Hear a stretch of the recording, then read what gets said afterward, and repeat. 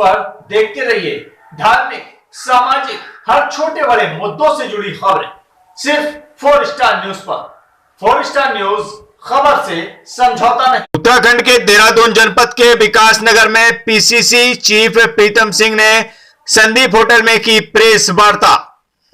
कांग्रेस प्रदेश अध्यक्ष प्रीतम सिंह ने विकास नगर के संदीप होटल में एक प्रेस वार्ता आयोजित की। उन्होंने भाजपा सरकार को आड़े हाथों लेते हुए कहा कि भाजपा सरकार अपने किए हुए वादों से पूरी तरह से विफल है। पीसीसी चीफ ने उत्तराखंड के मुख्यमंत्री तीरथ सिंह रावत के विवादित बयानों को लेकर भी वार्ता की है। उन्होंने कहा है कि उत्तराखंड के मुख्यमंत्री तीरथ सिंह रावत महिलाओं को किस नजरिए से देखते हैं कि जीन्स फटी हुई है और हाथों में कड़े हैं, और कई बातें उन्होंने प्रेस वार्ता में की। उन्होंने कहा कि उत्तराखंड में डबल इंजन की सरकार पूरी तरह से विफल है। तो वहीं उन्होंने साथ में पूर्व कैबिनेट मंत्री सहित तमाम कांग्रेसी कार्यकर्ता व सैकड़ों लोग मौजूद रहे। देवेंद्र सिंह राय, 4 स्टार न्यूज, देहरादून। काले कानून किसानों के ऊपर थोपने का काम किया, जिसका किसान पुरजोर तरीके से विरोध करने का काम कर रहे हैं। दिल्ली की सीमाओं पर और पूरे देश के अंदर किसान महापंचायत करके सरकार को आगाह करने का काम कर रहे हैं कि जो 3 काले कानून आपने बनाए हैं, सरकार तत्काल प्रभाव से इसको वापस लेने का काम कर रही है। और किसानों के इस आंदोलन में लगभग 350 किसानों की शहादत हो चुकी है। हम समझते थे कि केंद्र की संवेदनशील सरकार किसानों की शहादत पर निश्चित रूप से अपने श्रद्धा सुमन अर्पित करने का काम करेगी, लेकिन देश के अन्नदाता की शहादत हुई, देश के प्रधानमंत्री भी और पूरी सरकार जो है इस पर मौन साधे रही। और किसानों की इस लड़ाई में हमारी राष्ट्रीय अध्यक्ष सोनिया गांधी जी ने, राहुल गांधी जी ने कांग्रेस जनों का आह्वान किया है। कांग्रेस जन किसानों की इस लड़ाई में किसानों के साथ लाभबद्ध होने का काम करें। और आज भी ये संघर्ष लगातार जारी है, लेकिन केंद्र की सरकार इन 3 काले कानूनों को वापस लेने के लिए तैयार नहीं है। हर बार इस बात को कह करके केंद्र सरकार इतिश्री करने का काम कर रही है कि सरकार के द्वार वार्ता के लिए खुले हैं, और हर वार्ता के दौर में किसानों को आमंत्रित भी किया गया था, लेकिन वहीं दूसरी ओर धमकी भरे लहजे में सरकार ने ये भी स्पष्ट कहा कि वार्ता तो हो रही है, लेकिन 3 काले कानून वापस नहीं लिए जाएंगे। हम केंद्र की सरकार से पूछना चाहते हैं, जब कानून वापस नहीं होने हैं तो फिर ये वार्ता का ढोंग जो है केंद्र की सरकार क्यों कर रही है? तो आज किसान सड़कों पर है। नौजवान साथियों से कहा था कि डबल इंजन की सरकार अगर नौजवान साथी बनाने का काम करेंगे तो सत्ता में आने के बाद हम नौजवान साथियों को रोजगार देने का काम करेंगे।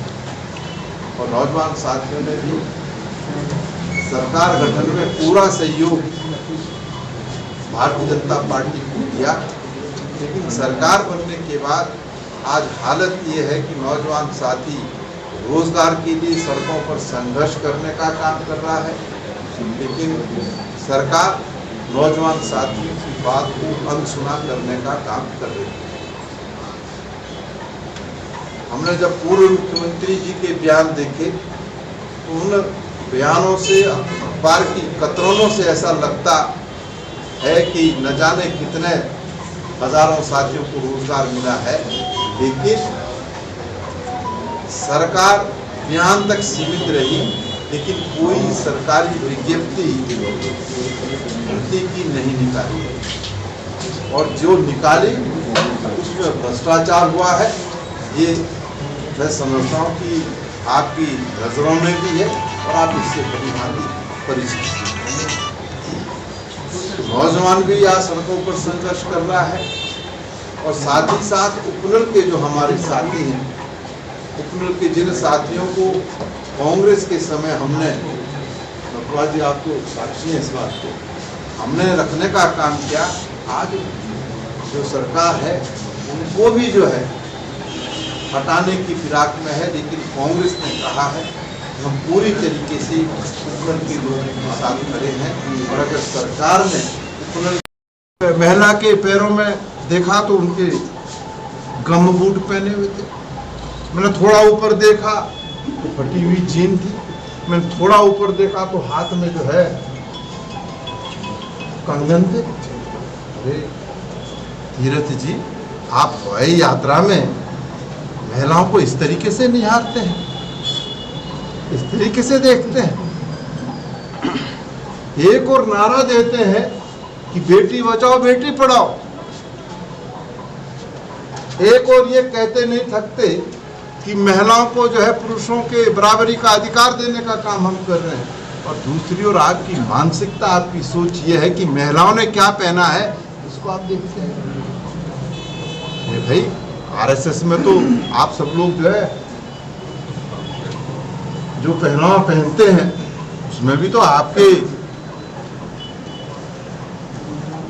जो नीचे का हिस्सा वो दिखाई देता है। ये हालत की सोच है ये ऐसी। और मातृशक्ति के परिप्रेक्ष्य जब उन्होंने बयान दिया तो पूरी दुनिया में वो ट्रोल हुए और उसके बाद उन्होंने जो है अपना बयान वापिस लिया और क्षमा याचना करना चाहता। ये हालत की स्थिति है। तीसरी बात उन्होंने कह दी, साहब हिंदुस्तान 200 साल जो है वो अमेरिका का गुलाम है। अरे भाई, जब आपको नहीं मालूम तो बोलना जरूरी है। जिस विषय पर कार्यशाला थी या जिस विषय पर बात हो रही थी वहां तक सीमित रहते, लेकिन नहीं, अपना ज्ञान, बौद्धिक ज्ञान आप जो है पूरे उत्तराखंड में बांटने का काम कर रहे थे। और आपको यही पता नहीं रहा कि भाई ये देश अमेरिका का गुलाम रहा या किसी और का गुलाम रहा। अगर जुबान फिसल गई थी, मुझे किसी ने पूछा कि जुबान फिसल गई थी, तो मैं कहता हूँ कि अगर जुबान फिसल गई थी तो आदमी उसको जो है उसमें करेक्शन करता है। मैंने कहा नहीं भाई, मेरा मतलब ये नहीं। आज तक उनकी तरफ से कोई जो ऐसा बयान आया कि भाई जो मैंने कहा वो जबान फिसल गई। अब ये हालत। अब राशन बांटने की बात आई तो कैसा 20 बच्चे पैदा करो। अरे मुख्यमंत्री कहाँ जा रहे हो? 21वीं सदी के भारत को देखने की कल्पना हमने की है और आप हमको जो है किस सदी में ले जाने का काम कर रहे हैं। ये सोच है प्रदेश के मुख्यमंत्री, आपके सामने है। सहकारिता विभाग में जो है चतुर्थ श्रेणी की भर्तियां होनी थी, सारी तैयारियां हो गई और जिस दिन जिन्होंने आवेदन किया था चतुर्थ श्रेणी की में भर्ती के लिए परीक्षा का दिन था, उस दिन आपने उसको निरस्त कर दी और ये कहते हुए निरस्त कर दी कि इसमें भ्रष्टाचार हुआ है। अरे मुख्यमंत्री जी, भ्रष्टाचार हुआ है तो आप उसी दिन ये भी अनाउंस करना चाहिए था कि हम इसकी SIT जांच करा रहे हैं या किसी अन्य एजेंसी के माध्यम से जांच करा रहे। नहीं, आपने परीक्षाएं निरस्त करके कर दी। तो ये तो नए मुख्यमंत्री जी का कमाल है। 13 दिन में आपने देखा। लेकिन आज TSR पार्ट 1 हो या TSR पार्ट 2 हो, ये यज्ञ प्रश्न है कि किसानों के परिप्रेक्ष्य में जो आपने वादा किया था, क्या TSR जो पार्ट 2 है उसको पूरा करेंगे, नौजवानों को रोजगार की बात इसको पूरा करेंगे, महंगाई पर अंकुश लगाएंगे, अर्थव्यवस्था को आप पटरी पर कैसे लड़ाएंगे, ये प्रश्न है। विकास को आप कैसे अमली जामा पहनाएंगे, ये प्रश्न है। गैरसैंण को ग्रीष्मकालीन राजधानी आपने घोषित कर दी। मैं पूछना चाहता हूं सत्ता में बैठे हुए लोगों से, बताइए कितने दिन गैरसैंण से राजधानी संचालित है? एक भी दिन सरकार वहां नहीं बैठी। हाँ, दो काम जरूर किए। एक 15 अगस्त को जो है झंडा फहरा दिया गैरसैंण में, देहरादून में मुझे नहीं मालूम विकास नगर में लगे कि नहीं, लेकिन देहरादून में फ्लैक्स लग गए कि साहब ऐतिहासिक काम कर दिया। अरे आपने झंडा फहरा दिया तो ऐतिहासिक काम हो गया। लेकिन हाँ, हो सकता है क्योंकि जो आरएसएस का भवन है उसमें तो मेरे ख्याल आज भी तिरंगा नहीं फहराया, तो वो समझ रहे हैं कि गैरसैंण में फहरा दिया तो वो जो ऐतिहासिक काम हो गया। और जिस दिन राज्य स्थापना दिवस